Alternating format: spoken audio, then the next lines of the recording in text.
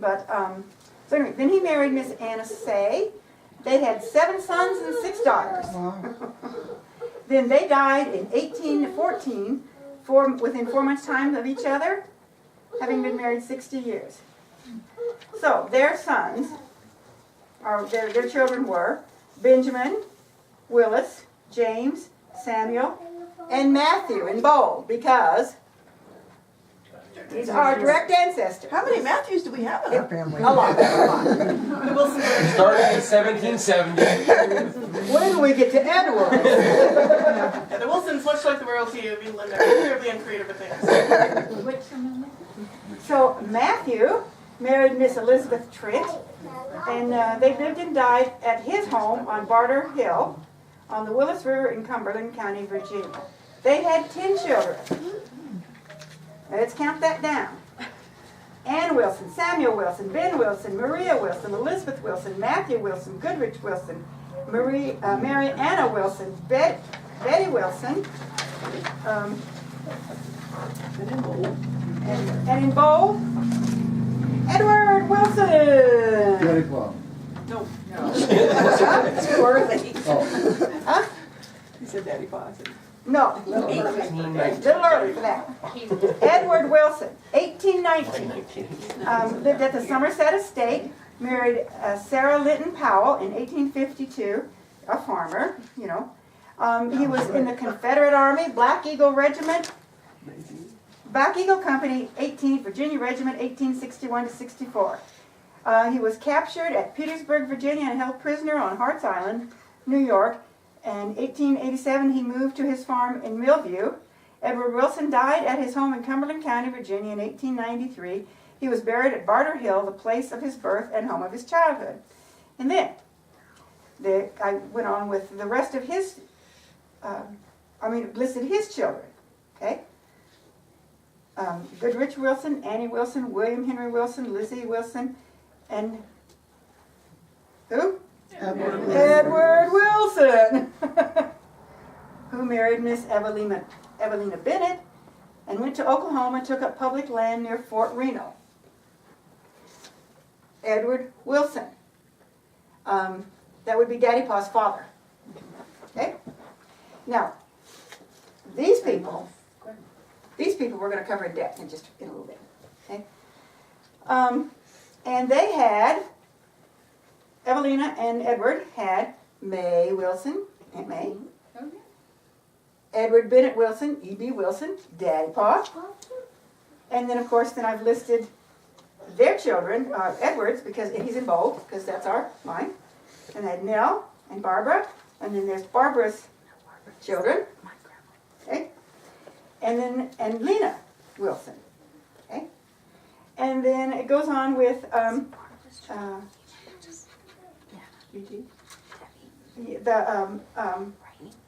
Daddy Pa's aunts and uncles, continue from that family. Gallatin Trent, who we'll know later as Uncle GT. Affy. That's Daddy Pa's uncle. What page is she on? The one that's not among numbers. Did you find Radley Wilson and her When you children? flip the page, you have What's to your turn name it on over it? because it's upside down. And then it goes on with the rest of them. There's Alexandria Goodrich, Mary Wilson, Mason Wilson, Elizabeth Wilson, Martha Wilson, Ann Wilson, and Unity Wilson.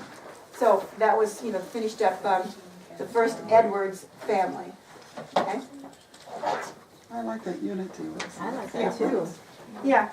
And then on that last page there, your documentation is in Standards, Colonial Register, Assembly of 1748 to 70. That's the documentation. That if you were to try to apply for the Daughters of the American Revolution or something like that, that's Sorry, it. would you repeat what you just said? What's down there is our documentation? That's where it's Or registered. application of that? That's Oh, that's where it's registered. yeah, that's where it's registered.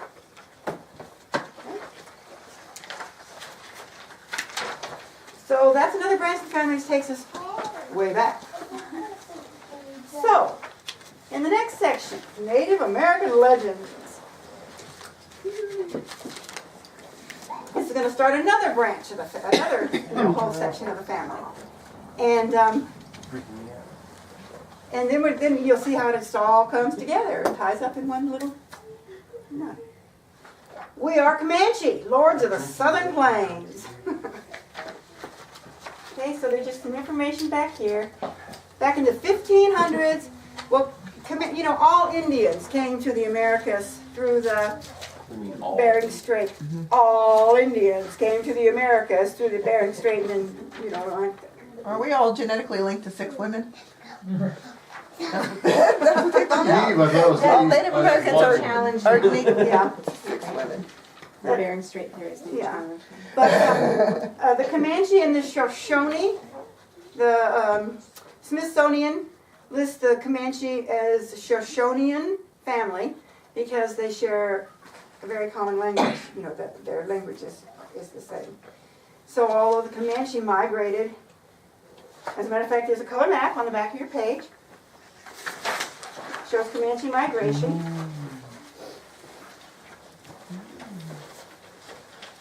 From northern areas down into Texas and Oklahoma.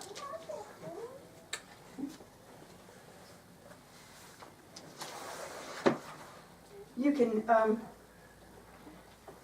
the name Comanche, although it's well known, where the word came from, there's different speculations, but the one that I heard most often was it came from, there's a reason why they're called Lords of the Southern Plains. Because when the Spanish explorers were coming through and they were trying to settle, and they came up through Florida, they went around Chile and came up to California and everything like that, they could make no headway into the middle of the country. Why? Because of a magic tell them every time. For hundreds of years, they could make no penetration into the middle of the country because of the Comanche. They're ruthless. Ruthless. So, the word Comanche, they never call themselves Comanche, they're Numina. But the word Comanche is, comes from the Spanish words for camino ancho, rough road. So it's kind of a derivative of that, basically. Those Indian tribes, the Spanish, that was the rough road to go that way. The horse was the main turning point. What they got from the Spanish explorers were their horses. And the horse was the turning point for the Comanches. Nobody could beat them on horseback. And they could ride for 3 days straight and never stop. They couldn't be caught. They couldn't, and they could do all their warfare from the back of a horse. Or from the side or whatever. Riding on the side, yes. Yeah. So anyway, warfare was a major part of the Comanche life, often with conflicts bringing them to battles with the Apache and other tribal groups. Those who stole from them often found it simpler and safer to buy back the stolen commodities rather than fight for them. During the 1800s, they began to steal cattle from Texas settlers in Texas and reselling them in New Mexico. During this period, they fought not only the Mexicans and the white settlers, but also many of the other Plains Indians. Anyway, you can read on. There's more history about the Comanche. And anyway, the fierce Comanche continued to maintain their independence and even increased their territory until new diseases, of course, brought by the white folk, including smallpox and cholera, began to take their toll. By the 1870s, these illnesses had reduced their population to about 7,000. In the 1860s, efforts began to move the Comanche to a reservation in Indian Territory. And Indian Territory is what is now Oklahoma. It didn't have that name yet. It was called Indian Territory. The Texans wanted nothing to do with Indians. Right now, there are no Indian tribes in Texas. So they moved them all to Oklahoma, the Oklahoma area. And anyway, they wanted to move them all to the Indian Territory. In the Treaty of Medicine Lodge in 1867, which one of your ancestors was a part of, the government offered the churches, schools, and annuities in return for vast tracts of land, we'll give you stuff. We want this land. They also promised to stop the buffalo hunters who were demanding great herds of the plains with the condition that the Comanches, along with the Apache, Kiowa, Cheyenne, and Arapaho, stop back, come to what they call reservations. They didn't call them reservations, they call them reserves. Anyway, and all collect here in Oklahoma so we can have the rest of the land, for. But the government failed to live up to their promises, and they didn't stop the buffalo hunters. And so one of the Comanche chiefs, White Eagle, attacked with a group of hunters in the Texas Panhandle in 1874, known as the Second Battle of Adobe Walls. The attack was a disaster for the Comanche, and the army soon drove those who were remaining onto the reservation. In 1892, the government negotiated the Jerome Agreement with the Comanche, Kiowa, and Apache, which further reduced their lands to 480,000 acres.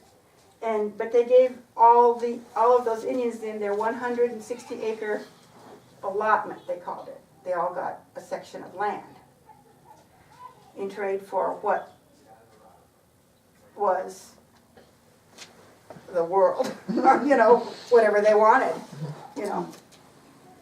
Anyway. So today the Comanche Nation claims approximately 10,000 members, about half of whom live in Oklahoma, and the rest are scattered throughout Texas, California, New Mexico, and there's a lot over here in Arizona. And So. North Carolina. Yeah. So, anyway, that's the Comanche. And, look it up, Google it, read about it. There's a lot of books out there if you're interested. It's a fascinating thing, bunch of events that happened that, that led up to, the history of it. But then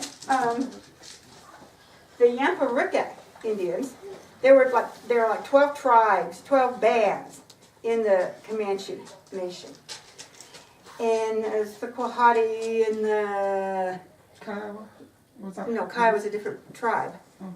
But there's about 12 different bands. You are Yamparicka. Yap eater. Great. Yamparicka. Yamparicka. Or Ruby. Right here.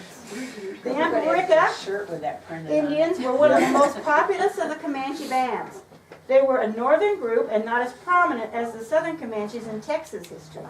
Their name meant root eaters or yap eaters because they dug for potato-like root they called yap. Since the root was a traditional Shoshone staple, it had been speculated that the Yamparickas were the last of the Comanches to break away from the Shoshones. According to their own accounts, they once inhabited the Rocky Mountain area north of the headwaters of the Arkansas River.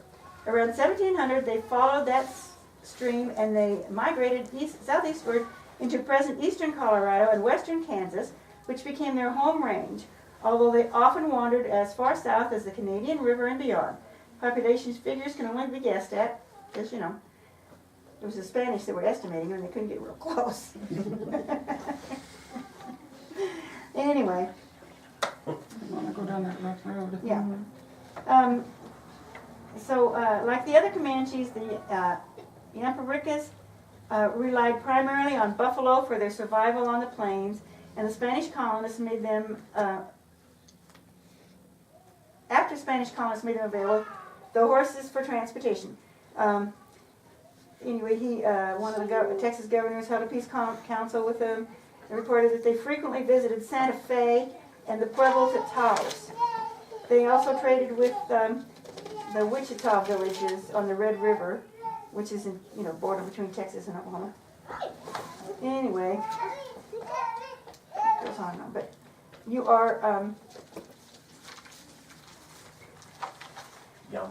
Yamparicka. Bottom of page. Among the prominent Yamparicka chiefs during the 19th century were Ten Bears, Shaved Head, Tapananica, White Eagle, and Quartzquip. Because those are going to be Indian names.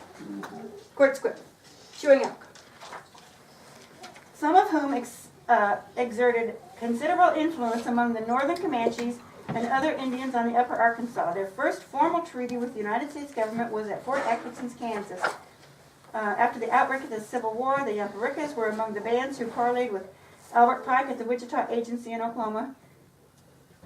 With the restoration of the Union 4 years later, they entered into the Little Arkansas Treaty in 1865 at Medicine Lodge Council. Anyway,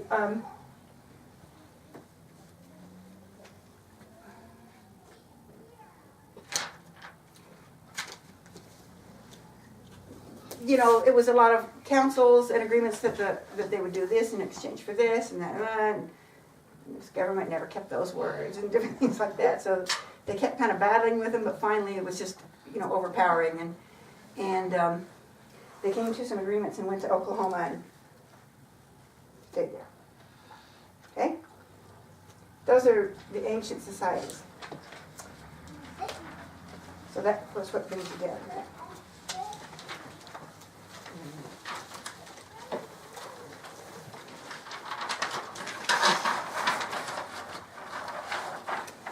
Again, if you're interested in more in-depth study of that, you're going to have to do some reading and research, which is a fun thing, actually. Now, everybody's got a family chart.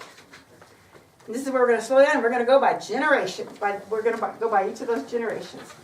But we're going to start on the right-hand side, and we'll bring it all down to Grandma. Okay? We're going to start on the right-hand side. And we're going to start with Kurtzquip. Did you see him there? Yeah. Right above 15, between 14 and 15. Yeah, number... Margaria, Kurtzquipper, Knight. That is his real name. That's the whole name. Harder. Cocaine. Okay.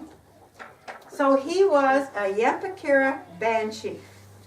And he was served at a lot of the councils, you know, with the government, the treaty signing. That's him right there in that oil painting. He was among one of the chiefs that they took back to Washington. It's a Washington medal that's hanging around his neck. The picture of him that you actually have in your book, just turn past that chart. That is in the Smithsonian. And that is the picture that Grandma went and saw, ordered up, and had Alan Alexander commission the artist to paint that picture for her. And then the next one over is, and that's the information if you wanted to research it too on the back side. That's the numbers and everything and where to find it in the Smithsonian. And the other one is just a side portrait of the same setting.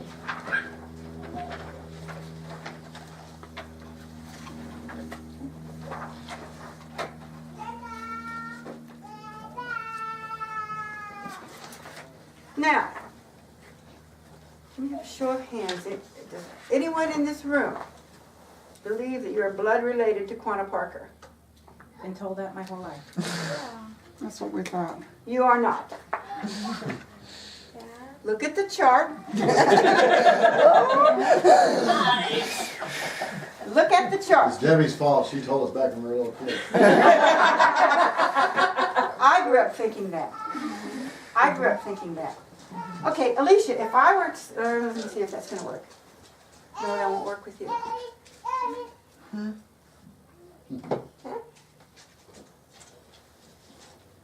Bonnie, What? if I said, who was your grandfather? Who would you say? The only one I've ever known is Bernard Roy. Exactly. Bernard Roy is not her grandfather. Quanah Parker is not your great-great-grandfather. But he has the absolute same connection. 10-4. Okay? So we're related by marriage? It's no blood. No blood. By marriage. See, he became a stepfather. Okay? If you'll see here, Kurtzquip Quip, and a wife, which, this name down here, Kokuna? I don't know. No, it says her birth and death are unknown. Kokuna. Now, if you want to, on your chart, well, it's in plastic, but you can put a question mark down there, and you can research it yourself. But here's a funny thing that happened 25 years ago. I took notes at the Anadarko Agency on these, and Angie was with me, on these, ledgers, handwritten ledgers. And we only had the one name to go on, Quartz Quip. And that Mom had, given that we knew of. And so we found Quartz Quip. And there was a list of other names and everything. I just wrote everything down like that. And who's ever tried to get something done at the tribal office? I've paid for a card 3 times. Yes. And have not received one yet. There's not a lot of help in there. And there were these looking white women, and we wanted to see, we were looking for ancestral information, historical information. Well, you can look at these books. And we went back and went like that. Says, there are eraser marks here. Well, sometimes if somebody died, they just erased it. But I wrote down everything that I could see there. And it's been that long until I was just preparing, just a couple of weeks ago, as I was preparing for some of this stuff, I told Angie, I've made a connection. I've made a connection. It finally came to me with my old note.